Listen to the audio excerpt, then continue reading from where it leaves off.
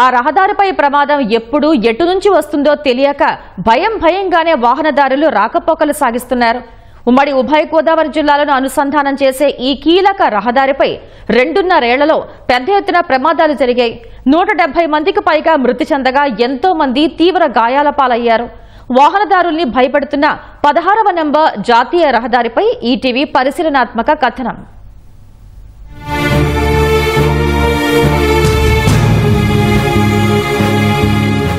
ఏలూరు జిల్లా గుండుగొలను నుంచి తూర్పు గోదావరి జిల్లా కొవ్వూరు వరకు సుమారు 70 కిలోమీటర్లు 1800 కోట్లతో 2021 సంవత్సరంలో 16వ నెంబర్ జాతీయ రహదారిని నిర్మించారు. నిత్యం వేల సంఖ్యలో వాహనాలు దూసుకుపోతుంటాయి. కానీ నిర్మాణంలో లోపాల వల్ల రహదారిపై ప్రమాదాలు నిత్యకృత్యమైపోయాయి. తూర్పు గోదావరి జిల్లా పరిధిలోని కొవ్వూరు, దేవరపల్లి, నల్లజర్ల మండలాల్లో సుమారు 53 కిలోమీటర్లు విస్తరించిన NH-16 పై 2023 జనవరి నుంచి 2025 జూన్ వరకు 250 రోడ్డు ప్రమాదాలు జరగ్గా 172 మంది దుర్మరణం చెందారు. 230 మంది క్షతగాత్రులయ్యారని పోలీసుల రికార్డులే చెబుతున్నాయి.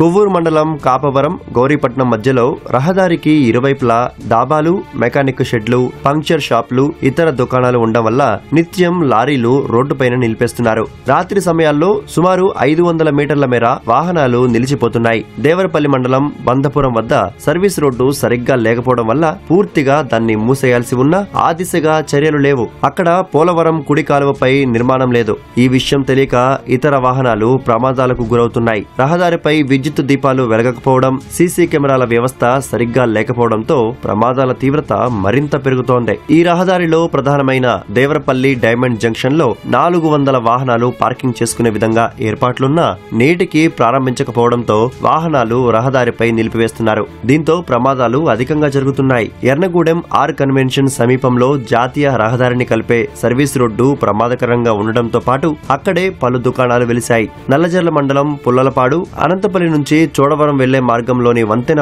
పైకెక్కి దిగే సమయంలో వాహనదారులు వేగాన్ని నియంత్రించలేకపోతున్నారు. దీంతో రోజు ప్రమాదాలు జరుగుతున్నాయి.